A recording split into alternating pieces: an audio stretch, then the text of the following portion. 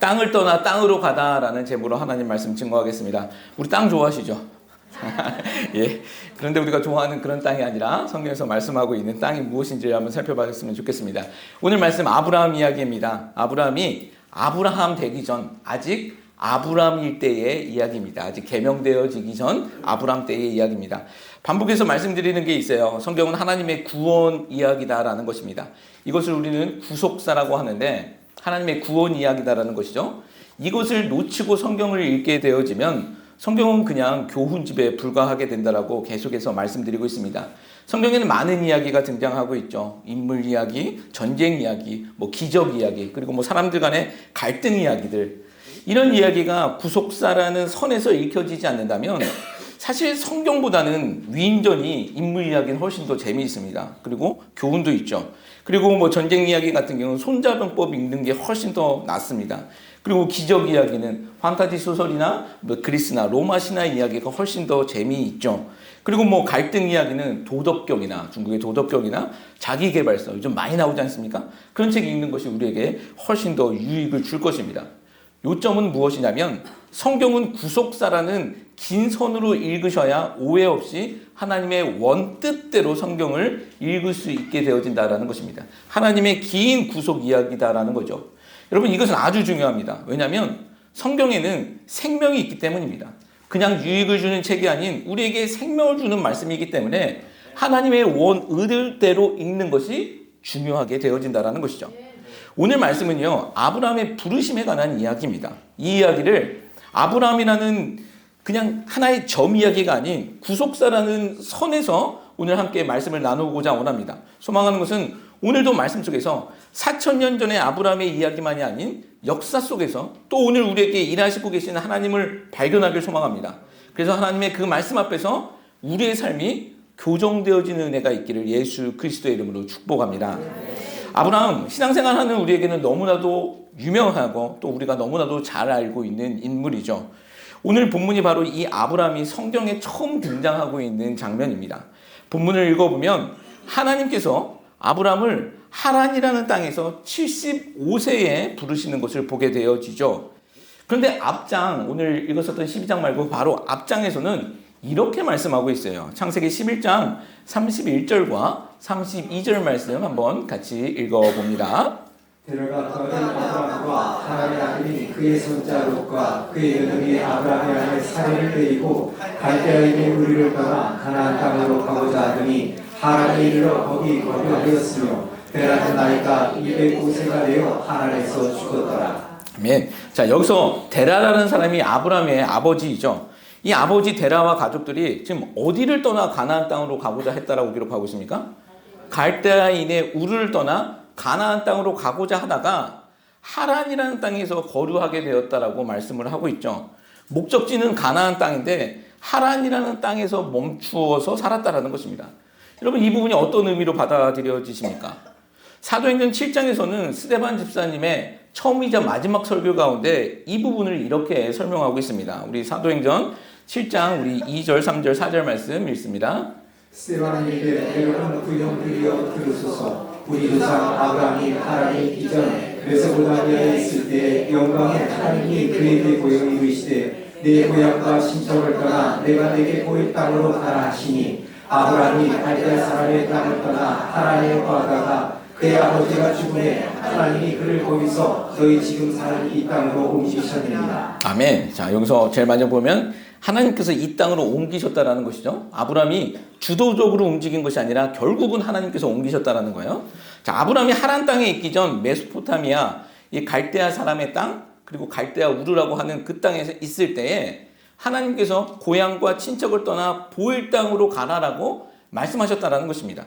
우리가 보통 아브라함 하면 75세에 소명을 받았다라고 알고 있지만 그 이야기는 아까 읽었었던 오늘 본문 하란 땅에서 있었던 이야기고 정확하게 스데반 집사님의 말씀을 통해서 본다면 정확히 말해서는 75세 이전에 이미 고향 땅인 갈대아 우르에서 부르심을 받았다라는 것을 우리는 알 수 있게 되어지죠.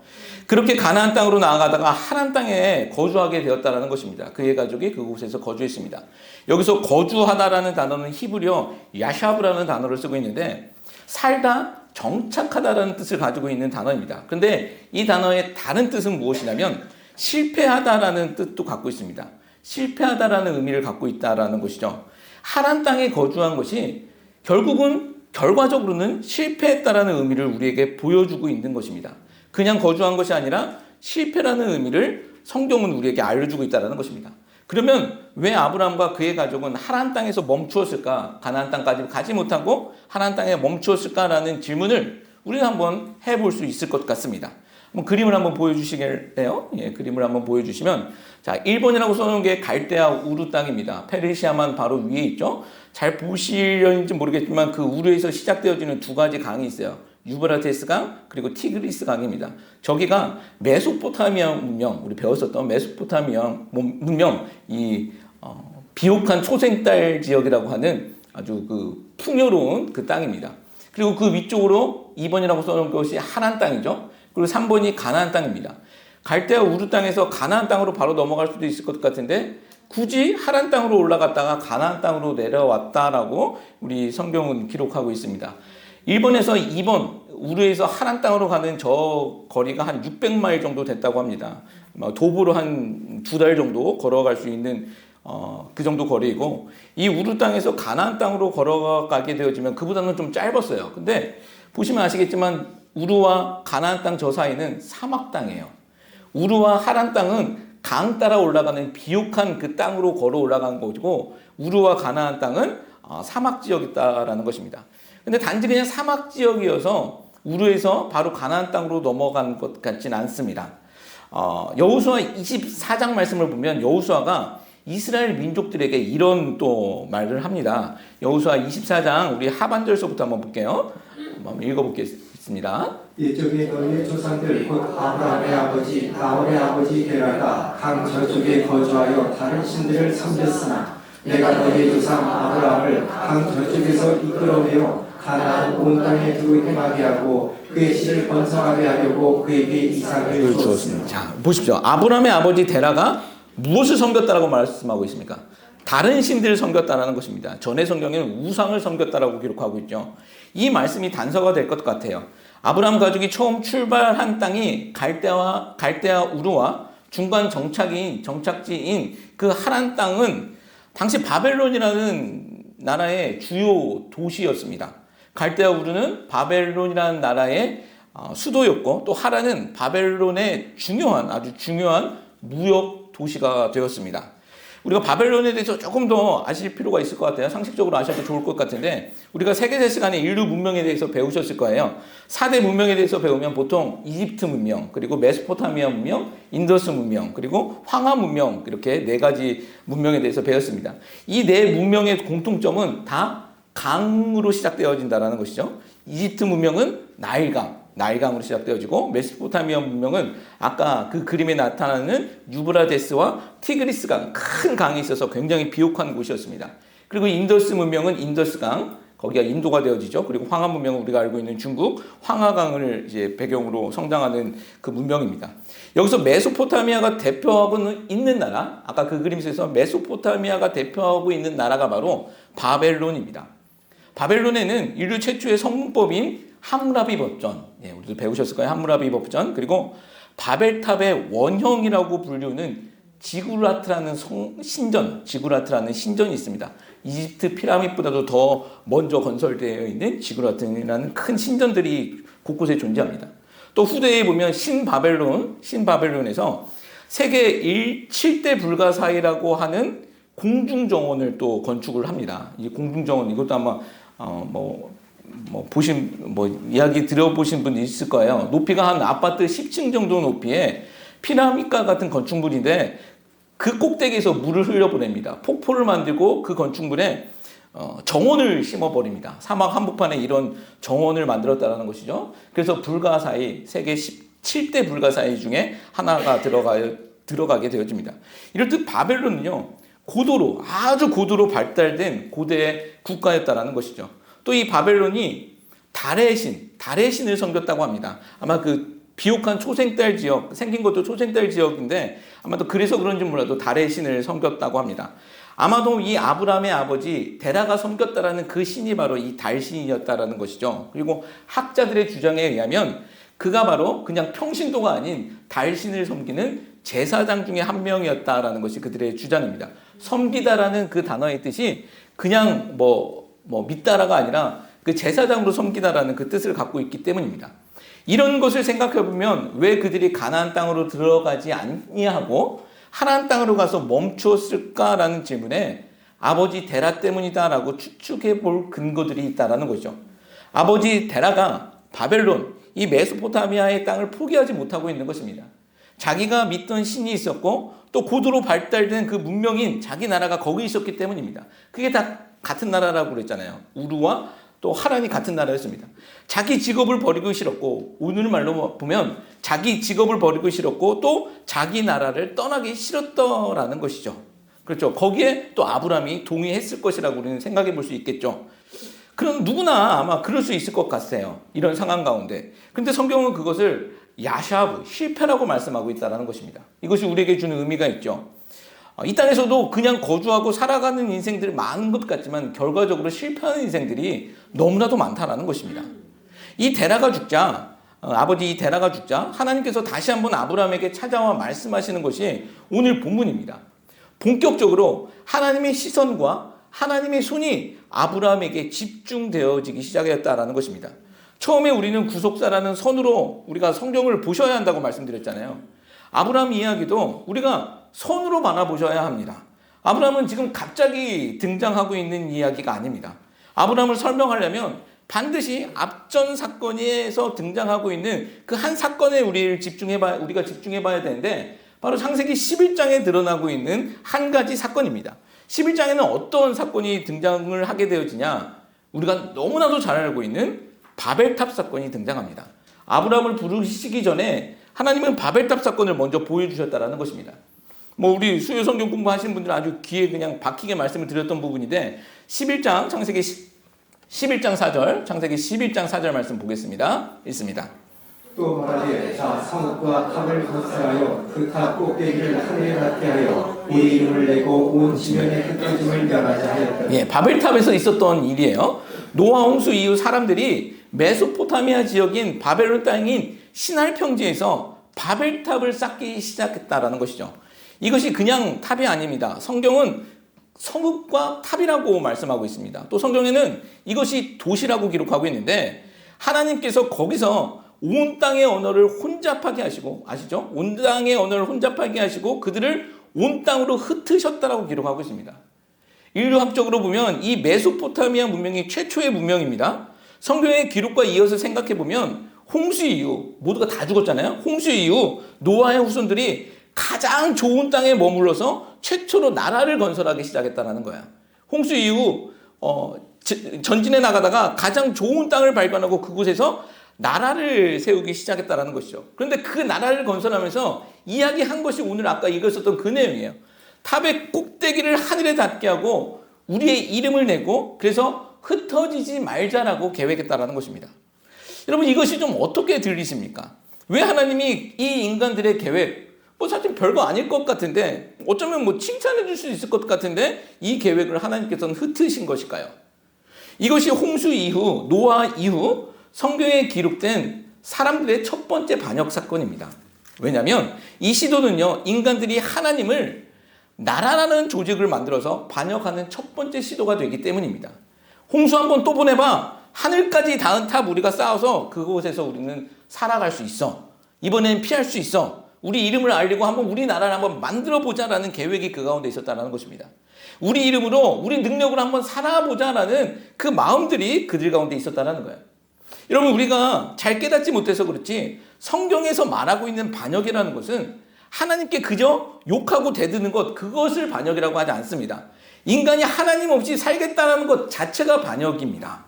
성경에서 말하고 있는 죄는 무엇일까요? 우리는 사기치고 사람 죽이고 훔치고 때리고 죽여야 훔쳐야 사기쳐야 그런 것이 죄라고 생각하지만 성경에서 말하고 있는 죄는 하나님을 거부하는 것 그것이 죄입니다. 하마르티아 관역을 벗어났다는 거예요. 하나님의 뜻에서 벗어난 모든 것이 다 죄라는 거예요. 따라서 성도된 우리는요, 나라를 위해서도 기도하셔야 됩니다. 나라를 위해서. 우리가 서 있는 나라. 이 미국 땅 한번 생각해 보십시오. 청교도들의 정신 위에 세운 나라, 성경의 정신 위에 세워진 나라라고 하지만 지금의 한번 모습 보십시오. 하나님의 나라 같은 모습이 있습니까? 아니면 반역하는 인간의 나라 모습만 보입니까? 바벨탑만 쌓고 있는 그 인간의 나라 모습 보이지 않습니까? 이 나라를 위해서 기도해 주셔야 된다는 것입니다. 나라에는 세 가지 요소가 있습니다. 나라가 이루어지려면 우리 세계사 시간에 배웠죠? 국민, 주권, 영토의 요소가 이루어질 때 한 나라가 만들어집니다. 이 사건으로 보면 지금 국민은 바벨이라는 나라를 세우고 있는 인간들이에요. 바벨탑 사건으로 보면 국민은 바벨이라는 나라를 세우고 있는 인간들입니다. 그럼 주권은요? 내 이름을 높이자라는 거잖아요. 자기 이름이에요.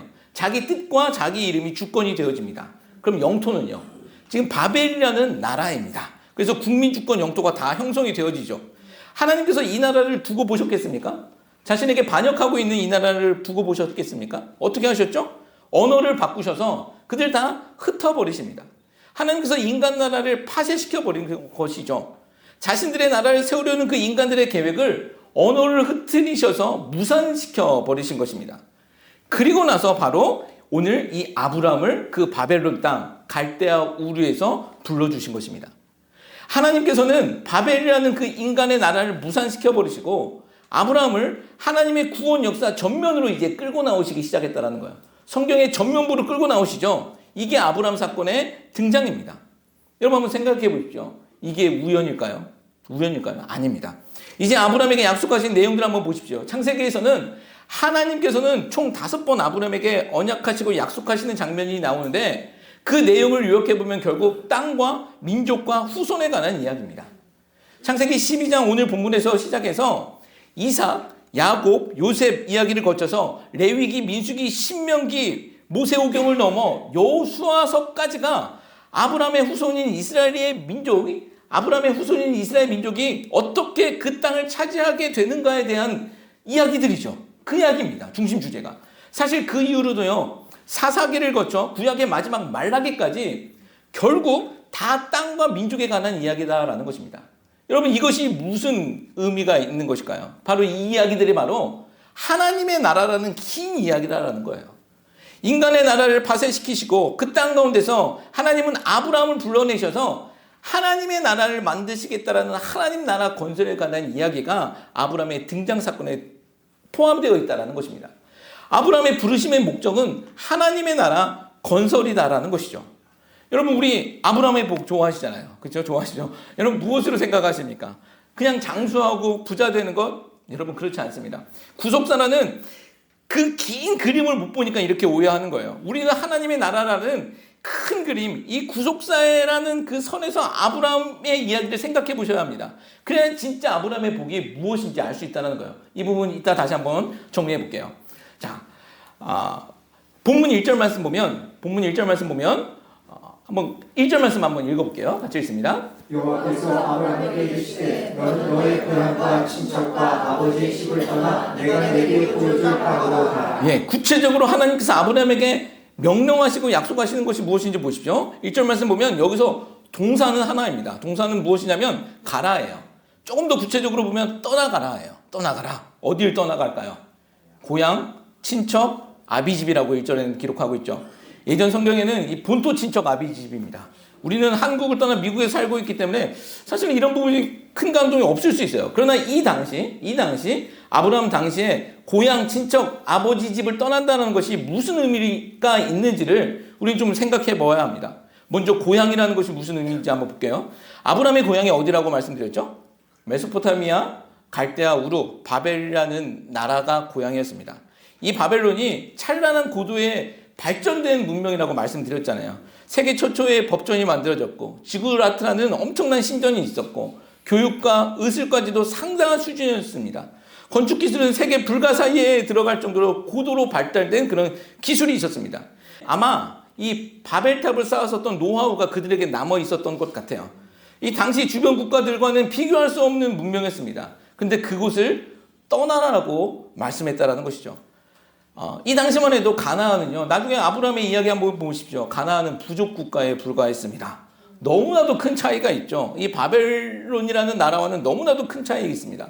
우리가 한국에서 미국 오는 것은 그렇게 어려운 선택 아니지만 미국 살다가 아프리카 가서 살려고 하면 이거는 또 다른 문제잖아요. 이것보다 훨씬 심각하고 어려운 문제가 그 가운데 끼어 있었다라는 거예요. 이것이 고향을 떠나다라는 의미가 있었습니다. 또 떠나라는 것, 친척 떠나라고 말씀하고 있죠. 두 번째 친척. 이 친척은 무엇일까? 고대 사회에서 친척이라는 것은 안전을 담보하고 있습니다. 이 억울한 일을 당하면 대신 가족과 친지들이 나서서 복수도 해주고 서로 도와주기도 했다라는 거예요. 나중에 룻이 포로로 잡혀갔을 때 아브람이 종들을 이끌고 나가서 구출해오는 거 있잖아요. 이것이 다 친족들이 했었던 일이라는 거예요. 친족이라는 것은 결국 안전을 보장하는 하나의 담보물이었다라는 것이죠. 안전을 의미하고 있습니다. 그리고 세 번째, 아버지의 집은 무엇일까요? 아버지의 집을 떠나라는 것은 아버지의 집은 재산을 의미하고 있었습니다. 아버지가 읽어놓은 재산이 있죠. 고대에는 가족이 같은 일들을 했잖아요. 그래서 아들들이 아무리 열심히 일해도 그건 아버지 재산이었어요. 그래서 아버지의 집을 떠난다는 것은 그 모든 재산을 포기하게 된다는 것을 의미하고 있었다는 것이죠. 이해되시겠죠? 종합해 보면 떠나라는 것에는 문화와 그리고 안전과 재산이라는 문제가 걸려 있었다는 거예요. 그냥 고향 친척 아비집이 아니라 문화와 안전과 재산이라는 포기하기 어려운 문제들이 걸려 있었던 것이죠. 이거 쉬운 거 아니잖아요. 그리고 75세에 결정하는 것은 더더욱이 쉬운 일 아니었을 것입니다. 그렇죠? 더 나은 곳으로 가는 것이 아니라 형편없는 곳으로 가는 것이기 때문입니다. 근데 조금 더 생각해 보면 사실 여기서 친척과 아버지 집은요, 결국 처음에 나오는 이 고향이라는 땅에 속해 있는 거예요. 세 가지를 이야기하고 있지만 친척과 아버지 집은 결국 고향이라는 그 땅에 속해 있는 거죠. 그렇죠? 1절 말씀 다시 보면 여기서 고향이라는 단어의 원뜻은요.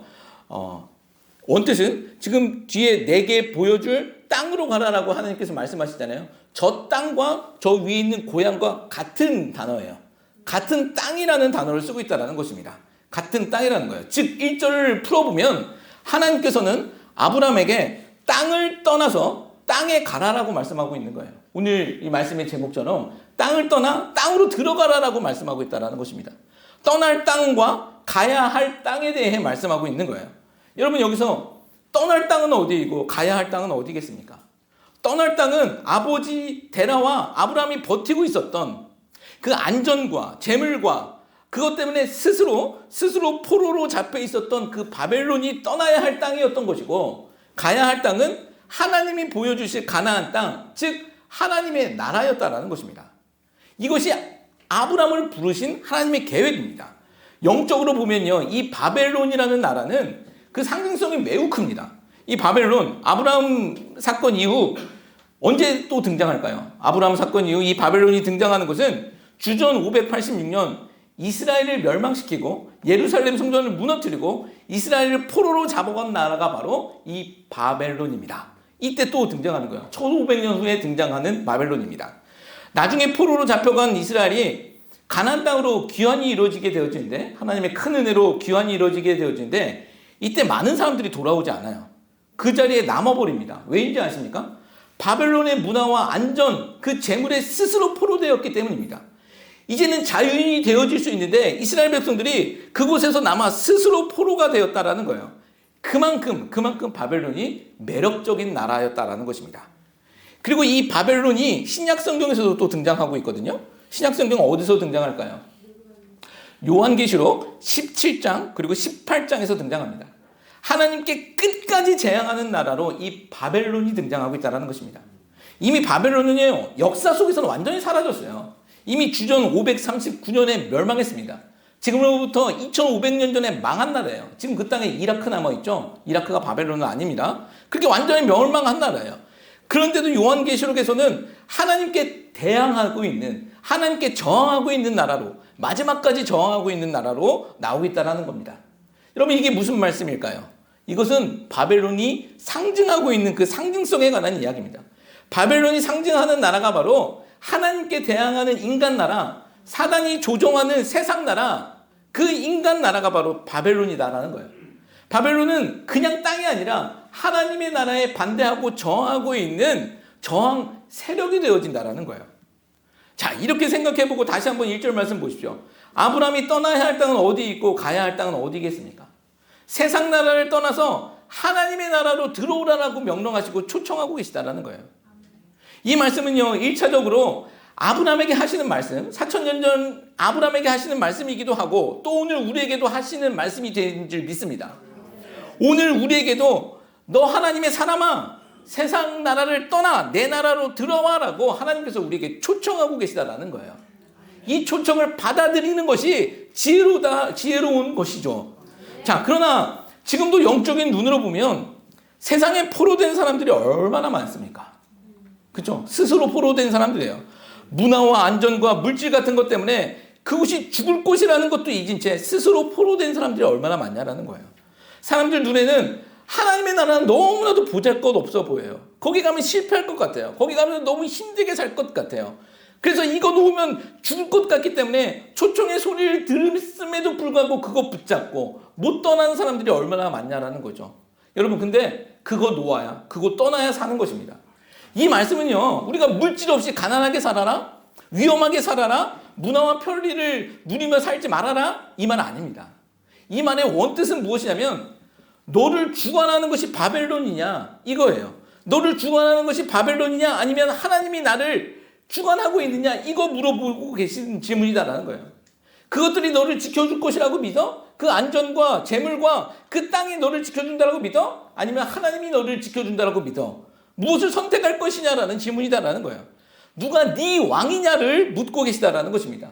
너는 누구 백성이냐를 묻고 계신 질문입니다.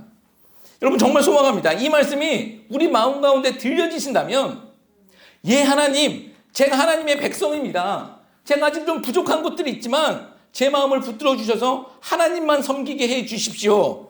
하나님, 나를 지배하여 주십시오. 라는 그런 고백할 수 있는 귀한 하나님의 백성들 되시기를 예수 그리스도의 이름으로 축복합니다. 이 고백이 실제가 되었으면 좋겠습니다.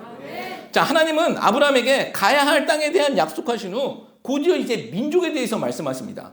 2절 말씀 보십시오. 2절 말씀 보면 2절 말씀 한번 읽어볼게요. 내가 민족을 이루고 내게 복을 주어 내 이름을 창대하게 하리니 너는 복이 될지라. 자, 하나님은 아브라함에게 가야 할 땅에 대한 약속하신 후 곧이어 민족에 대해서 말씀하고 있는데 2절 말씀의 주어가 누굽니까? 누가 하겠다라는 거예요?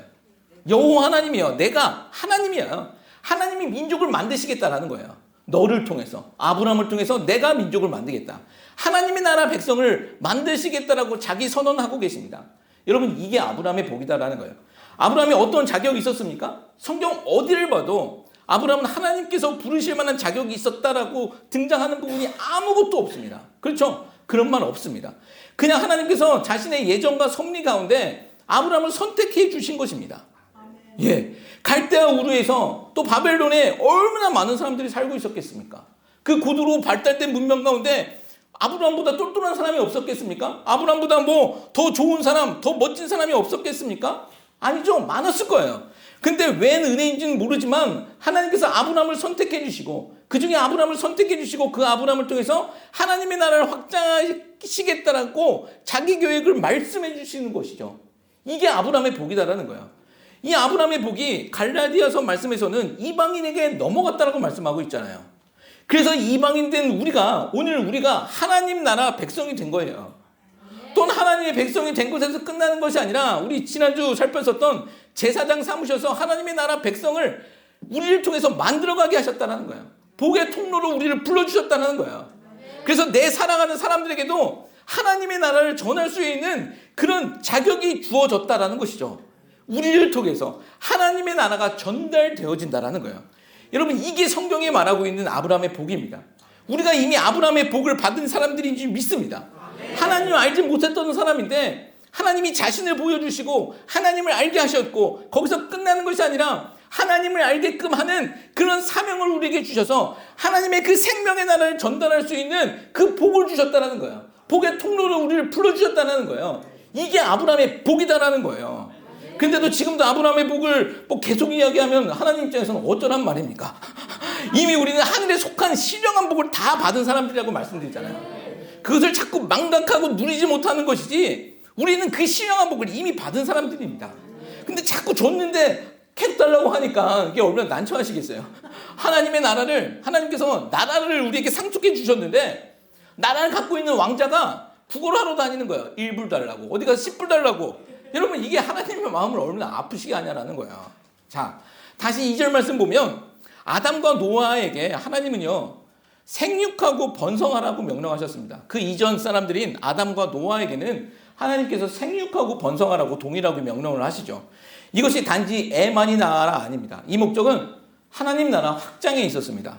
그러나 죄로 물든 인간들이 이 목적을 저버리고 인간 나라를 만들어 조직적으로 반역하기 시작했다는 거죠. 이게 바벨탑 사건이 되어진다고 말씀드렸습니다.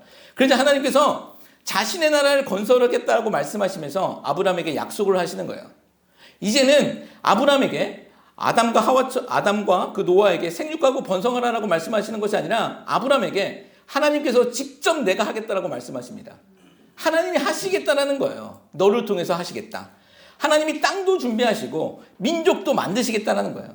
여러분, 하나님이 하시는 것은 반드시 이루어지게 되는 줄 믿습니다. 예, 이루어질 수밖에 없는 거죠. 그렇게 생각하면 반드시 이루어질 수밖에 없는 일에 아브라함을 참여시켜 주신 것이고, 또 오늘날 말씀으로 보면 반드시 이루어지는 그 하나님의 나라 가운데 우리를 그 가운데 동참시켜 주셨다라는 거예요. 여러분, 승리할 수밖에 없는 게임에 우리를 넣어주신 거예요. 한번 생각해 보시죠. 브라질 축구팀하고 동네 축구팀하고 시합이 있다고 생각해 보세요. 있을 수는 없겠지만 한번 있다고 생각해 보면 이건 이길 수밖에 없는 시합이잖아요. 그렇죠? 이길 수밖에 없는 게임이에요. 근데 내 이름을 그 브라질 축구팀에 넣어준 거예요. 저는 운동 되게 못합니다. 계속 헛발질만 하는데 가서 아무리 헛발질 해도 이건 이길 수밖에 없어요. 그렇죠? 동네 축구팀하고 이 브라질 축구팀하고는 게임이 다르기 때문입니다. 그렇죠? 그러나 나에게는 자격도 없고 능력도 없지만 그 이름이 들어갔다는 것만 해도 나에게는 큰 영광이죠. 내가 잘나서가 아니라 내가 그 팀에 속했기 때문에 그것이 영광이다라는 겁니다. 하나님이 승리할 수밖에 없는 그 하나님의 나라에 우리를 참여시켜 주셨다는 거예요. 여러분, 사도행전 그리고 여호수아 말씀 보면 사도행전에서는 스데반 집사님이 아브라함을 옮겼다라고 말씀하고 있어요. 하나님께서 옮겼다. 여호수아에서는 이끌어냈다. 하나님이 주도적으로 끌고 내셨다라는 거예요. 우리 생각에는 아브라함이 고생한 것도 있죠. 근데 성경에서 결과적으로 이야기하는 것이 무엇입니까? 하나님이 하셨다라는 거예요. 하나님이 옮기셨고 하나님이 이끄셨다라는 거예요. 여러분, 하나님이 하시는 일에 우리가 쓰임받는 것에도 감사할 수 있는 우리가 되기를 소망합니다. 내가 잘나서가 아니죠. 하나님의 선택 때문에 우리가 이기게 되어진다라는 거예요. 이기는 그 싸움 가운데 우리가 들어간 거였죠. 여러분, 이 고백이 실제가 되는 은혜가 있기를 소망합니다. 자, 땅과 민족, 국민에 대해 이야기를 나눴죠. 자, 마지막 나라를 형성하기 위해 한 가지 조건이 더 필요합니다. 그것이 무엇입니까? 국민과 영토를 이야기했으면 이제 주권이 필요하겠죠. 주권은 무엇이겠습니까? 4절 말씀 읽어보겠습니다. 이에 아브라함이 여호와의 말씀을 따라갔고 롯도 그와 함께 갔으며 아브라함이 가나안을 떠날 때 75세였다. 자, 아브라함이 무엇을 따라갔다고 이야기하고 있습니까? 여호와의 말씀, 하나님의 말씀이요. 이게 하나님의 주권이 되어진다라는 것입니다. 바벨탑에서는 무엇이 주권이었습니까? 우리의 인간들의 이름과 인간의 뜻이 주권이었죠. 그러면 하나님의 나라에서의 주권은요, 당연히 하나님의 뜻과 그 뜻이 담겨있는 하나님의 말씀이 되겠죠. 하나님의 주권을 인정한다는 것은 결국 하나님의 말씀을 따라간다는 거예요. 하나님의 말씀을 따라가는. 여러분, 정말 우리들이 그랬으면 좋겠습니다. 근데 여기서 중요한 것이 있는데 그것이 무엇이냐면 하나님 말씀에 대한 분별력은 우리에게 굉장히 중요한 부분입니다. 믿음이라는 것은 무턱대로 아멘 믿습니다. 이거 아닙니다. 그렇죠? 예수님, 하나님 말하면서도 이상한 소리 하는 사람들도 정말 많아요. 성경 몇 구절 가지고 이상한 퍼포먼스로 사람들 속이는 사람들도 정말 많습니다. 얼마 전에 어떤 분께서 어떤 동영상 하나 보내셨는데 이것이 맞냐라고 저한테 물어보시더라고요. 어떤 선지자라는 한국 여자가 막 명품으로 덕지덕지 옷 입고 나서 그 그릇에 정말 기름 담아가지고 사람들한테 막 기름을 뿌리면서 기도를 해주더라고요. 근데 막 엄청나게 사람들이 몰리는 걸 봤어요. 사람들이 많아요. 뭔가 아마 신비한 일이 그 가운데는 일어날 거예요. 근데 여러분, 이거 진짜 무당이에요. 이거 예수님 팔아서 장사하는 사람이에요. 이게 기름 팔아서 장사를 해야지 왜 예수님 팔아서 장사하는지 모르겠어요. 여러분, 말씀은요, 분명히 우리가 분별하셔야 된다는 것입니다. 어떤 것이 그릇된 말씀이고 어떤 것이 참된 말씀인지 우리는 분별할 수 있어야 됩니다. 자, 말씀을 정리하겠습니다. 땅을 떠나 땅으로 가다라는 제목으로 하나님 말씀 증거했습니다. 하나님은요, 아브라함을 부르시고 바벨론 땅을 떠나 가나안 땅으로 들어가라고 말씀하고 계십니다. 이것은 세상 나라를 떠나 하나님의 나라로 들어가라는 그 부르심입니다. 이 말씀은 오늘 우리에게 하시는 말씀인 줄 믿습니다. 오늘 읽지는 않았지만요. 아브라함은 가나안 땅에 도착해서 제일 먼저 한 것이 무엇인 줄 아십니까? 하나님께 제단을 쌓았습니다. 제단을 쌓았다는 것은 하나님을 향한 예배이죠. 여기에 절묘한 대조가 나타나는 것입니다. 도착한 땅에서는 제단을 쌓습니다. 하나님께 예배를 드렸다는 거예요. 예배의 그 제단을 쌓습니다. 그러면 그 아브라함이 떠나온 그 땅에서는 무엇을 쌓는 땅이었습니까? 그 바벨론에서는 바벨탑을 쌓던 땅이었다는 것입니다. 그 땅을 떠나 하나님의 나라에 들어와 제단을 쌓았다는 거예요. 여기서 보면 우리 인간은요, 자기를 위해서 바벨탑을 쌓던지 아니면 하나님께 제단을 쌓던지 둘 중에 하나예요. 그렇죠? 여러분, 우리가 무엇을 쌓아야겠습니까? 여러분, 다 놓치더라도 예배는 놓치시면 안 됩니다. 예배 놓치는 순간 우리는 바벨탑 쌓는다는 거예요. 예배 놓치면 그냥 예배 안 드리는 것에서 끝나는 것이 아니라 바벨탑 쌓게 된다는 거예요. 우리 인간은 그럴 수밖에 없는 존재들이라는 거예요. 여러분 꼭 잊지 마십시오. 자, 그리고 나라는 세 가지 요소가 있다고 말씀드렸죠. 국민, 주권, 영토가 있다고 말씀드렸습니다. 오늘 우리에게 하나님의 나라는 어디일까요? 국민은 성도된 우리죠. 분명합니다. 성도된 우리입니다. 주권은요, 말씀드렸듯이 하나님의 말씀이에요. 그럼 영토는 어딜까요? 누구 말대로 지금 우리가 가나안 땅 들어가야 될까요? 이스라엘 땅 차지해야 될까요? 아니죠. 더 이상 어느 지역이 아닙니다. 우리가 서 있는 곳이 하나님의 나라가 되는 줄 믿습니다. 즉 성도된 우리가 하나님의 말씀을 가지고 서 있으면 그곳이 바로 하나님의 나라가 된다라는 거예요. 지역이라는 것이, 구약에서는 지역이라는 부분이 중요했지만 신약에서는 예수 그리스도를 통해서 존재라는 개념으로 바뀌었고, 영토라는 개념에서 통치라는 개념으로 바뀐 거예요. 우리가 하나님의 말씀을 받은 하나님의 성도로서 우리가 서 있는 곳, 그것이 직장이든 가정이든 그곳에서 하나님의 말씀을 가지고 서 있으면 그 말씀대로 살아가는 모습을 보인다면 그것이 하나님의 나라가 된다는 거예요. 우리가 내 뜻을 가지고 서 있으면 이것은 반대로 내 나라가 되는 거예요. 그곳이 어디가 되었든지 내 나라가 되는 거예요. 바벨론이 된다는 겁니다. 근데 반대로 우리가 하나님의 말씀을 가지고 서 있으면 그곳은 광야이든 황무지이든 그것이 하나님의 나라가 된다는 것이죠. 여러분, 어느 땅에 거해야 되는 것이 맞겠습니까? 하나님의 나라 땅에 거하며 하나님의 그 나라를 선전할 수 있는 우리들이 되었으면 좋겠습니다. 그렇게 우리는 하나님의 나라를 이 땅에서 경험하다가 하나님이 때가 되면 이제 그만하고 오늘 1절 말씀처럼 내 땅으로 와, 내 완전한 하나님의 나라로 들어와 하면 그때 우리는 올라가면 되는 것입니다. 여러분, 그거 연습하면 우리는 이 땅 가운데 살아가는 거예요. 우리가 교회 건속 모든 성도님들 이거 잊지 아니하시고 정말 하나님의 나라 바라보며 우리에게 아브라함의 복이 전해졌다는 걸 생각하며 감사하며 또 그 복을 전달할 수 있는 하나님의 나라, 그 생명의 나라를 증거할 수 있는 주의 거룩한 백성들 되시기를 예수 그리스도의 이름으로 축복합니다.